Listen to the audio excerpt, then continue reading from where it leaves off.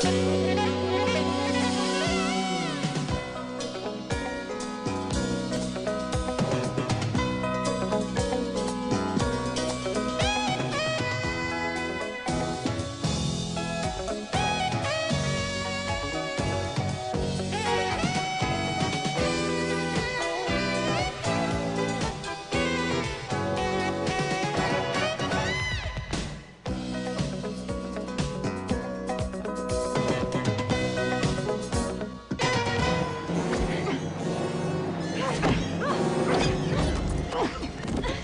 hand that rocks the cradle. She's all alone now. But don't worry, not for long. Unlawful entry. So I'll only be gone an hour. I know how you hate to be alone. Okay, are you good? Are you comfortable? Single white female. What do these three films have in common? Each is an example of Hollywood's current love affair with hate. And on this special edition of Siskel and Ebert, we're going to be giving you at least 5 reasons why we think that current Hollywood films are much more comfortable with characters who hate each other than with characters who love each other. There's been a tremendous shift in the way Hollywood is making its stories these days. I'm Gene Siskel of the Chicago Tribune. And I'm Roger Ebert of the Chicago Sun-Times. In Hollywood's golden age, love stories were a mainstay, and lots of romances ended with a couple living happily ever after. That was a cliche in the old movies, but today, it isn't like that anymore. For every happy love story, there are a dozen stories warning the audience that they can't trust their lovers, that a partner who seems ideal may turn out to be a monster in disguise. One of the obvious wellsprings for this new fear of love is the AIDS epidemic, which is illustrated dramatically in the 1990 film Longtime Companion, when a group of gay men talk uneasily about a new epidemic they've heard about. The cause of the outbreak is unknown, and there is yet no evidence of contagion. But the doctors who have made the diagnosis, mostly in the New York City and the San Francisco Bay Area, are alerting other physicians who treat large numbers of homosexual men to the problem in an effort to help identify more cases. Fear of AIDS may be the source for a lot of Hollywood's new fear of love, but the movies seldom mention AIDS itself. Instead, they use other deadly illnesses as metaphors, substituting them. And the characters are usually heterosexual. Take the 1991 film Dying Young, for example. Julia Roberts is a nurse who falls in love with Campbell Scott, a victim of cancer. But doesn't this look like it might be a scene from an AIDS film? Victor, what can I do? What can I do? Nothing. What do you want me to Nothing. do? What do you want me to do? Nothing! There's nothing you can do. Francis Ford Coppola's film Bram Stoker's Dracula was about vampires, but the disease of vampirism, transmitted by blood in the throes of lust, was obviously a metaphor for AIDS.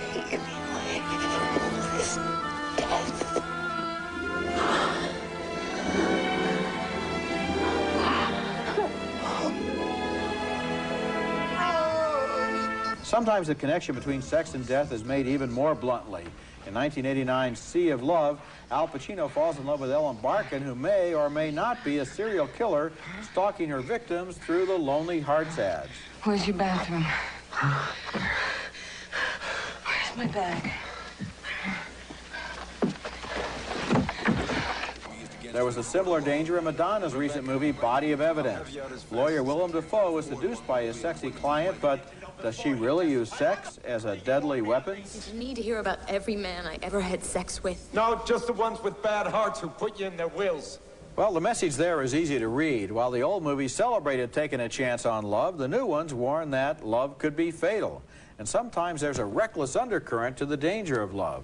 Pacino in Sea of Love, Dafoe in Body of Evidence, and the victims in Dracula are all turned on by the danger represented by their possibly lethal sex partners. So this is a real death hope in a way that the movies seem to be feeding the audience. Well, I want to get back to the issue of age and how these trends and how a trend show like this comes about. Because, I know you like the phrase where I always describe our job as being on the national dream beat, that when movies hit and resonate, as many of these films are that we're going to be talking about, that the writers, the producers are all picking up on stuff in the vapors and all this. And if you think about it, the AIDS epidemic hit the arts community very early on, and the people were aware of it earlier, feeling the effects of it earlier, and have written this story large now, as you talk about it. There are other reasons. We're going to get to those during the rest of the show, but clearly this was one of the triggers in what's going on. It certainly is. And of course, if you turn on television and look at all the actuality shows and all the talk shows, they always have the bad news about love. They always have news about marriages that go wrong, people that kill each other, people who have fights. We'll talk about that later in this program. Coming up next, another explanation of why Hollywood can't love. It's spelled D-I-V-O-R-C-E. You will never get that house. We'll see. My wife is in the country with her parents visiting for the weekend. And you're here with a strange girl being a naughty boy? I don't think having dinner with anybody's a crime. Not yet. That's a pivotal scene, of course, from Fatal Attraction. And every so often in the movie business, there's a surprise smash hit that the audiences respond to with such intensity that all the studio chiefs and the writers and producers start thinking, oh, that's what they want. And then they give it to us again and again. Fatal Attraction from 1987 was such a film, and it continues to trigger many imitators, all inspired by, I think, the cascading divorce rate in this country. Here's an essential scene in the film. I just want to be a part of your life. Oh, this is the way you do it, huh? Showing up at my apartment? What am I supposed to do? You won't answer my calls. You changed your number. I mean, I'm not going to be ignored, Dan. And then came The Onslaught. One of the best titles, but not a very good movie, was Sleeping with the Enemy, where our once national heroine, Julia Roberts, is locked in a potential fatal dance with her abusive husband, Patrick Bergen. This is yours, Laura. We are one. We will always be one. Nothing can keep us apart.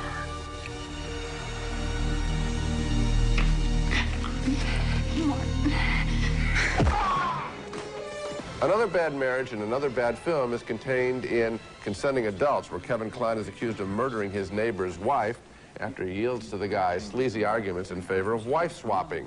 Nice neighborhood, huh? You want to make love to my wife, but you're afraid you'll get caught. Not every divorce-inspired film is lousy. A major exception is Danny DeVito's The War of the Roses, a great movie which took a deadly serious comic look at divorce. I am the one who found this house. I bought everything in it. With my money. It's a lot easier to spend it than it is to make it, honey bun. You might not have made it if not for me, sweet cakes. Another good film on the divorce subject, Woody Allen's recent Husbands and Wives, with its fresh out of the headlines combatants. Hope of insanity. You'll be back together in 1 week. She's going to keep the place in Riverdale, and I'm looking for a place in town. Oh, I just feel shattered. I don't think we can underestimate the effects on the national psyche of a 40+% divorce rate. Marriage was once thought to be permanent and good. At the very least today, it's considered problematic. This is a major shift in a matter of deepest personal significance, a change that has occurred mostly within the last generation. It's a national nightmare that's not going away from our movie screens. No, it isn't. And so, as opposed to the old movies where marriage was the end of the story, they get married at the start and they live happily ever after. Now they start out married and it gets worse, and then they start to fight, and then people come in from the outside and it's even worse. And so I guess the message is, A, don't get married. B, if you do get married, don't get divorced, and certainly never have an affair. Now, that might seem like a positive message, except the fact is that the whole thing is surrounded around by this notion of extreme danger, that anything involving a commitment is likely to backfire on What would be very interesting, and we're going to get to this a little later, would be to look at the people who are making the films and wonder what their divorce rate and marriage rate is, because I think that, again, as we're talking about, they're writing out of and creating out of personal experience. Well, you know, what often happens in Hollywood is that people take things that happen to themselves and fictionalize them. Now, I think that what happens there is that their wives or husbands don't kill them, but they take them to the cleaners in divorce court, and they get all their money, and they get their Mercedes-Benz, and this is so terrible that they sit down and write screenplays in which their spouse turns out to be a homicidal maniac. When we come back, a look at how the movies borrow from the real-life dramas that play every night in the sensational tabloid TV shows. I've been noticing some behavior that I feel might be inappropriate. With my assistants. Maybe someday I won't be your assistant. That's a scene from the coming attractions trailer for the new thriller The Temp, where Timothy Hutton begins to wonder if he was right to trust Super Secretary Lara Flynn Boyle. Sometimes the plots for new movies resemble the setups for the sensational TV talk shows and the tabloid news magazines like Hard Copy and A Current Affair. If I use phrases like Babysitters Who Kill and The Roommate from Hell, you might wonder if I was describing a movie or the panelists on Oprah or Sally or Phil. But those are the concepts of recent thrillers warning that you can't trust anybody, especially the people who seem most trustworthy. One of the big surprise hits of recent years was The Hand That Rocks the Cradle, starring Rebecca De Mornay as a seemingly perfect find, a trustworthy nanny An American citizen, she loves children and she fits right into a happy family. Unluckily, she also has a dark and dangerous hidden side.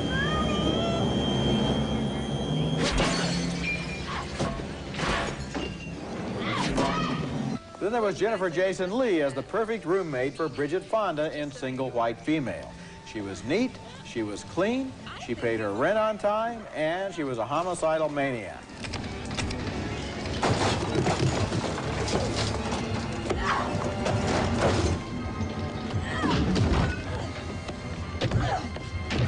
With someone like that, you want to call the cops, but in the 1992 film Unlawful Entry, Ray Liotta played a cop who moved in and started terrorizing the family that needed his protection. I could kill you. The 1992 Academy Award winner, The Silence of the Lambs, gave an ironic twist to this trend. Although Anthony Hopkins played a savage cannibal, Jodie Foster winds up confiding to her roommate that Hopkins is the only person she can really trust, even when he's on the loose. He won't come after me. Oh, really? He won't. I can't explain it. He would consider that rude. And you know, the strange thing is, from all these thrillers in recent years, it was the Anthony Hopkins character that audiences, for some strange reason, had a real affection for. Well, because he's up front. He is I am a killer, and you know, there I am. At least we know where you stand. Right. The traditional thriller formula in the old days showed the danger always coming from outside, from criminals or psychopaths or escaped convicts or aliens from outer space. The home and the family were seen as safe zones to be protected against those outside threats. Now the fear has been internalized in these new Hollywood thrillers. The movies used to warn audiences never to talk to strangers. Now thriller heroes are discovering that the real stranger may be the person that they think they can love and trust. Well, actually, I think what is happening is a number of forces. One, Marshall McLuhan said a long time ago that we are living in speed up. Yeah. And I think that's a fabulous phrase to account the fact that, all right, we've exhausted all the traditional enemies, now we're going to invent some new ones. Plus, the computer. I believe that there are screenwriters who, once The Hand That Rocks the Cradle hit, big, again, a surprise big hit, they said, all right, what are other domestic type help situations, and now we get The Temp. I mean, literally, that has to come out of just brainstorming sessions. So now it's a feeding frenzy out there for these ideas. Pretty soon it's going to be The Gardener. But you know, the plumber. But then real life intrudes and accelerates the trend. You have Jack in the Box. You have a fried chicken restaurant recently that have been the subject of national tragedies. And this is the sort of thing that fuels it and keeps it going. There's almost nowhere you can go and almost nothing you can do that is safe. You can always just sit at home and drink a glass of water, but then again, it probably has lead in it. Hey, how about our show? We haven't killed anybody yet. Coming up next, Hollywood criticizes itself and many of the movies it makes. I knew I can't make those movies anymore. I can't make another piece of art that glorifies violence and bloodshed and brutality. Love her. Are you the woman in the dream? Or is it this patient of yours, Eve? A scene from a terrible film last year, a depressing film, Whispers in the Dark, about a psychiatrist under threat from another psychiatrist who was played by, of all people, Alan Alda, who used to be the nicest guy in the movies and on TV. And when I saw that movie, I thought, what kind of sickos wanted to make this story? And then I began to realize they're not pathologically sick. They're just movie people who are more in love with money and with a story gimmick than with life. And for them, the art of the deal has replaced art and humanity in their filmmaking. But what's reassuring, because this is not just going to be a show of despair, is that some of our best filmmakers are also critical of their brethren in the film business. For example, in Lawrence Kasdan's excellent Grand Canyon, Steve Martin played the kind of money-hungry film producer who might have actually made Whispers in the Dark. Where's the shot? What shot? You took out the shot. Which shot is that? The money shot. Bus driver's head. The brains on the window shot. The viscera on the visor shot. Another example, in Joel and Ethan Coen's darkly comic Barton Fink, we meet an old-time Hollywood executive who seems like any producer on the make today. I'm a writer, Mr. Geisler. Ted Oakham said I should drop by this morning to see you about... Interact. Huh? No, We need Indians for a Norman Steele Western. I'm a writer. Ted Oakham... Think about that thing. Writers come and go. We always need Indians. I'm a writer. And in one of the very best films of last year, Robert Altman's The Player, we meet a high-ranking studio executive played by Tim Robbins, who actually murders a screenwriter. Cause of death? The studio executive's self-hate, because he knows, the writer knows, that Robbins has lost his soul. Great movie, huh? So refreshing to see something like this after all these cop movies and, you know, things we do. Maybe we'll do a remake of this. You'd probably give it a happy ending. No, we keep it pure. I'm sure the people in Hollywood watching this segment of the show are going to be crying unfair. It's just more Hollywood bashing. Well, to that I say, hey, we're not the ones making the charges against you. Your own colleagues are. Your best colleagues with some very, very good recent films. Well, I think what they're saying, Altman and the Coen brothers and so forth, is that a lot of people out there are on automatic pilot just throwing a lot of garbage and a lot of violence at people without any thought about it at all, because, of course, the Coen brothers themselves made one of the most violent films of all time in Blood Simple, but it was a very good film. Yes. And so that I think essentially the issue that we have to get back to here is the fact that Hollywood and the people who go to Hollywood films all seem to be afraid of love right now, and they seem to have this hunger for movies that feed them this kind of negative thinking. I think that the directors that you cited are wishing that it wasn't so, wishing that more films were upbeat and were more successful. But of course, for example, Grand Canyon, ironically, was a box office flop. But it was a very good film. Yes, it was. And I think that what they're saying is that it seems to be a little bit institutionalized. I think the fear that you're talking about, what I hear out in Hollywood is that the fear level in the business has risen to an all-time high, triggered a lot by the amount of money that's going on, and so maybe that fear that things are lousy out there and all the work environment that they're in, that people are getting beat up and sharpshooting them, all that is being written large on the screen, sometimes well, quite often badly. When we come back, fear of the future as Hollywood uneasily eyes the approaching millennium.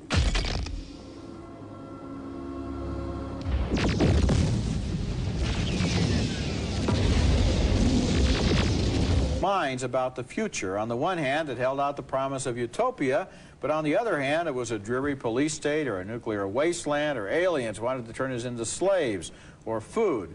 Recent movies have lost almost all signs of hope and see the future as a prospect of doom and a source of threat. The basic thrust of the Terminator movies, for example, is an attack on the present by the future. Go.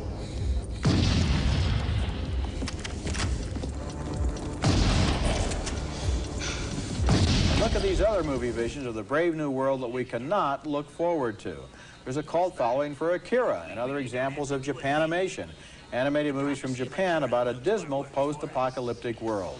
Beware of those who distort providence under the guise of science. Under the guise of development, we find waste after waste. Under the guise of culture, we find desolation of the human heart. Blade Runner, with its view of Los Angeles at war with itself, was not as popular when it came out as it is now, where it's a big seller and renter on home video. A new life awaits you in the off-world colony. And in thrillers like Free Jack. You want some of this? What is it? River rat. And the Mad Max movies, ecological disaster has reduced the world to a war of survival of the fittest. In the tanker. That's where they keep it. Thousands of gallons, much as you want. If anyone's gonna get in there, it's gonna be you.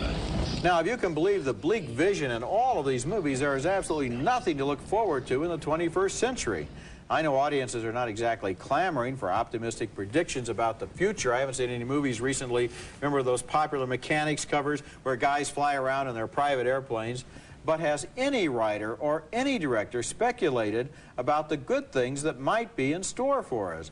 Wouldn't it be fun to see a movie in which the future is better than the present, happier, safer, and healthier? I guess not. Well, Roger, actually, if you think about it, 2001, made in 1968, was a much more optimistic. It ended with the Star Baby, with a rebirth of the planet. I mean, that was, and that shows you how far we've come. Why? If that movie were remade today, you'd see the Star Baby, and then it would be hit with an automatic machine gun. You got it right. Or the Star Baby would have a glistening and pull a knife out of its diaper. That's right. Okay. Yes.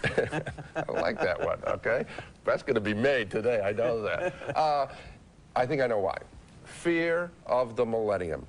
I know you've heard the story before, but it's true. Francis Truffaut once said to me that he thought that the reason why the world was going nuts, and this was, he was talking about the late 70s, going nuts is because people were afraid we would not make it as a civilization to the millennium. He said that once we pass the millennium, people will breathe a collective sigh of relief and be more optimistic. And I think that's a very deep-seated fear. There might be something else, too. For a long time in America, we have had an external threat, communism. Yes. Russia. the Soviet Union, intercontinental ballistics missiles. They're all going to kill us. We're going to die in a nuclear holocaust. Now, it looks as if maybe somehow we're going to escape that fate, and so it's on us. Then it's internalized. Yes. In other words, if we screw it up, it's our fault. And we already feel guilty because we're afraid we might. Exactly right. A lot of these films that we've been talking about are available on home video. Yes, there are some very good films, particularly that section about those filmmakers, the Coen brothers and The Player, those are all available on home video and are definitely worth screening. Okay, that's it for this special show. Next week we'll be back with reviews of some new movies. Maybe there'll be an optimistic one in the bunch. Until then, the balcony is closed.